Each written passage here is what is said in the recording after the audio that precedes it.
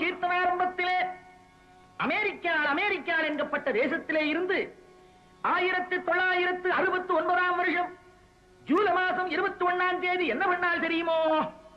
சுபயோக சுப தினத்திலே மீனம் மேஷம் கேட்டை ராகுகானம் இல்லாத ஒரு முகூர்த்த தினத்திலே அமெரிக்கா நரனை, அதாகப்பட்டது மனுஷனை, ராக்கெட்ல வச்சு சந்திர மண்டலத்துக்கு அனுப்பின. அடா அடா அடா அடா. அந்த பகிரண்டமோடு செண்டி செய்யும் அதிர வெட்ட வெளி பொட்டரொளி வட்டமென விழிர, வெட்ட வெளி பொட்டரொளி வட்டமென விழிர, முண்டி அடித்து வரும் கிண்டி குதிரை என சுண்டல் வாங்க வரும் வாண்டு பசங்கள் என ராக்கெட் புறப்பட்டது. அமெரிக்கன் ராக்கெட் புறப்பட்டது.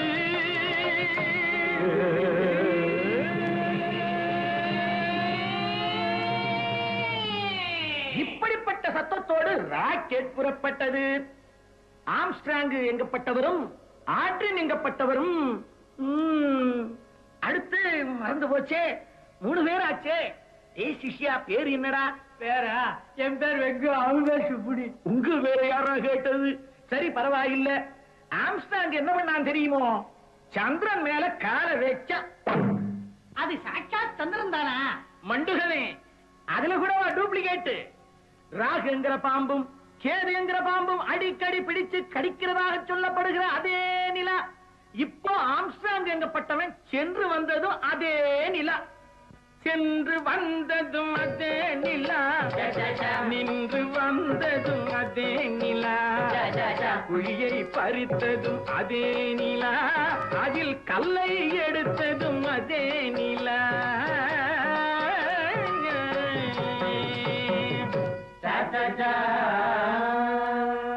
இதை டெலிவிஷன்ல பார்த்து கொண்டிருந்தவா அத்தனை பேரும் என்ன பண்ணால் தெரியுமோ? ஆம்ஸ்ட்ராங்கே ஆம்ஸ்ட்ராங்கே வா வா, நன்னா அழுத்துங்க. ஆம்ஸ்ட்ராங்கே ஆம்ஸ்ட்ராங்கே வா வா, உன் வலது காலை எடுத்து வைத்து வா வா. இப்படி பாடி ஆடினா அது கிடக்கட்டும்னா இந்தியாவை ரியாக்ட் சொல்லுங்க. சொல்றேன். இப்படி அமெரிக்கா போய் வந்துட்டா, ரஷ்யா இந்த ஃபீல்டுல ரொம்ப பண்ணிட்டு இருக்கா. ஏன் நம்ம இந்தியாவை கூட சந்திரனுக்கு போக கூடாதோன்னு கேட்க ஆரம்பிச்சுட்டா. ரயில் வாகனம் கண்டுபிடிக்கிறதுக்கு முன்னாடி மயில் வாகனம் கண்டுபிடிச்சது நம்ம நாடு. நம்ம நாடு. போயிங் விமானம் கண்டுபிடிக்கிறதுக்கு முந்தி புஷ்பக விமானம் கண்டுபிடிச்சது நம்ம நாடு. நம்ம நாடு. ஹெலிகாப்டரை கண்டுபிடிக்கிறதுக்கு முன்னாலே மூஞ்சூறு வாகனத்தை கண்டுபிடிச்சது நம்ம நாடு. நம் நாடு. இவ்வளவுதானா? இன்னும் இருக்கு. முறுக்கு வடை முறுக்கு வடை முறுக்கு வடை, இட்லி முறுக்கு வடை, தேங்காய் சட்னி தயிர் வடை, கீரை வடை ஆம வடை மெது வடை மசால் வடை, கீரை வடை ஆம வடை மெது வடை மசால் வடை. இப்படி இந்தியா எவ்வளவோ கண்டுபிடிச்சிருக்கா. இன்னும் இம்ப்ரூவ் பண்ணிட்டே இருக்கா. ஆமாம், இந்தியாவுல எதுல ஒத்துமை இருக்கோ இல்லையோ, இதுல ஒத்துமையா கோஷம் போட்டா 14 பாஷையிலையும் போட்டா நம்ம பட்டுமாமி சும்மா இருப்பாளா? அவளுக்கும் வந்துடுத்து வேகம். அடுத்தாத்து அமெரிக்கால பாத்தேடா, அவ நாட்டுக்காரா மூணுக்கு போனத கேட்டேடா அப்படின்னா கடைசியில விஷயம் பார்லிமெண்ட்டுக்கு போச்சு.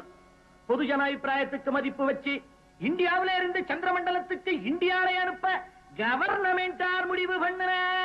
அதுக்காக ஒரு தனி அதிகாரியையும் போட்டா. அதிகாரி ஒரு அபாரமான ஐடியா பண்ணினார். என்ன ஐடியாவோ? அமெரிக்காவோட ஒரு ஒப்பந்தம் செய்து கொண்டார். அதாவது சந்திரனுக்கு போகும் ராக்கெட், தாய்க்கப்பல், பூச்சி வண்டி, ராக்கெட் எண்ணெய், ஸ்பேஸ் உடைகள், டெலிவிஷன் எட்ஸெட்ரா எட்ஸெட்ரா போன்ற சில்லற விஷயங்களை அமெரிக்காவும் ராக்கெட்டை அனுப்புவதற்கு தேவையான வெற்றில பாக்கு, பூக்குளம், சூடம், சந்தனம், பத்தி, மாலை, மாவிலை, பந்தல், மேடை, மைக் அரேஞ்ச்மெண்ட், போட்டோகிராஃபர், இது போன்ற அதிமுக்கியமான வெரி இம்பார்ட்டன்டான விஷயங்களை இந்தியாவே கவனிச்சுக்கு முன்னு ஒரு ஒப்பந்தத்திலே கையெழுத்து போட்டார். இதுக்கப்புறம் தான் எல்லா தொல்லையும் ஆரம்பிச்சது. கடைசியிலே எங்கிருந்து ராக்கெட் விடுறதுன்னு சீட்டு குலுக்கி பார்த்தா அடிச்சது வாரி சான்ஸ் பம்பாய்க்கு. அட்டி சக்கேன்னா. ஆனா மறுபடியும் ஒரு ட்ரபிள் ஆரம்பமாயிடுத்தோ.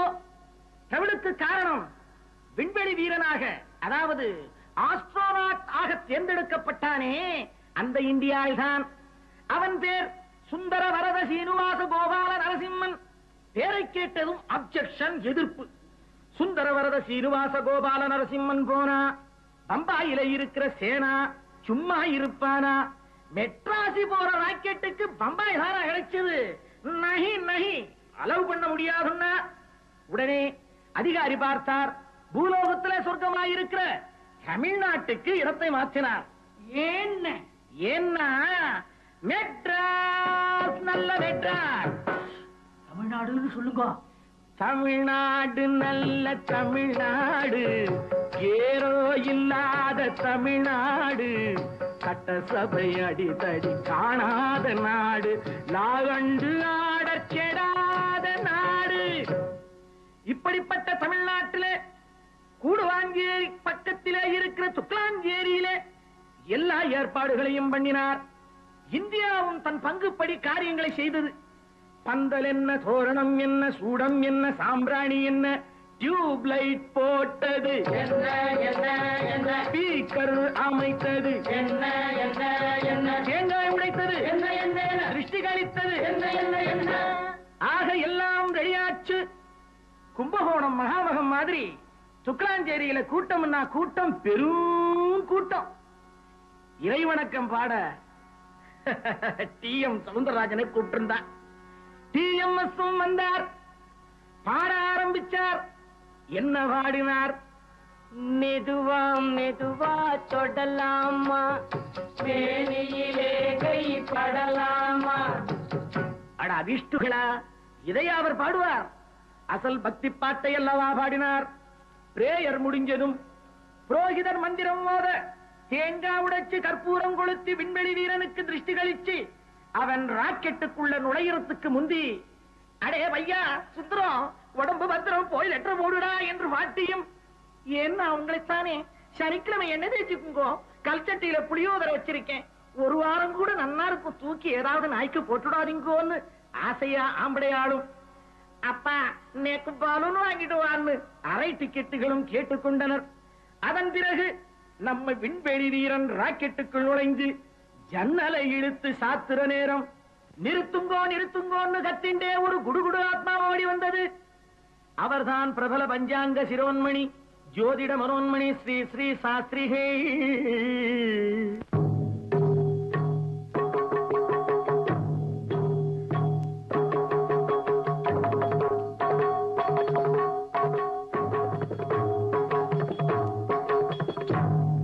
என்ன சொன்னார்?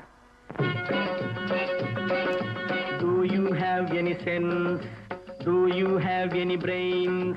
Do you have any sense? Do you have any brains? Do you have any idea? அப்படி இன்னும் ஆங்கில மொழியில் கேட்டார். இத ரேடியோவில் 14 பாஷையிலையும் அஞ்சல் பண்ணா. ஸ்ரீ ஸ்ரீ ஸ்ரீ சாஸ்திரிகை கணீர் என்று சொன்னார். மை டியர் ஆபீசர், அன்புள்ள அதிகாரி அவர்களே, தப்பு பண்ணிட்டேள், பெரிய தப்பு பண்ணிட்டேள், பெரிய பிளண்டர் பண்ணிட்டேள். இன்னைக்கு அமாவாசையாச்சே, சந்திரனே கிடையாது. நம்ம இந்தியாவில் எங்கே போய் இறங்குறது? சந்திரன் இல்லாத போது இறங்க இடம் எதுன்னு இப்படி கேட்டார். அதிகாரி அசந்து போயிட்டார். ஒரே சலசலப்பு, ஒரே பரபரப்பு. அதிகாரி பார்த்தார், கிடுகிடுன்னு மைக்கை பிடிச்சார். இந்த ராக்கெட்டை அனுப்புறதுல ஒரு சின்ன தவறு நடந்து விட்டது. அமாவாசை வருவதை யாரும் கவனிக்கல. ஆகவே மன்னிக்க வேண்டுகிறேன், செய்த தவறுக்கு வருந்துகிறேன் என்று வருத்தப்பட்டு மேலும் சொன்னார். ஆகவே சந்திரனுக்கு இந்தியாவை அனுப்புற இந்த நிகழ்ச்சியை இன்னும் 15 வருஷம் ஒத்தி வைக்கிறேன். மறுபௌர்ணமி வர்றதுக்கு 15 நாள் தானே. தவறிப்போய் அந்த மனுஷன் 15 வருஷம் முன்னிட்டார். அதிகாரியாச்சே, சொன்னது சொன்னதுதான், மாற்ற முடியாதே. ஆகவே இன்னும் 15 வருஷம் கழிச்சு நீங்க எல்லாரும் இங்கே வரணும். இந்தியா சந்திரனுக்கு போற கதையை நான் திரும்ப சொல்லணும். அதை நீங்களும் கேட்கணும்.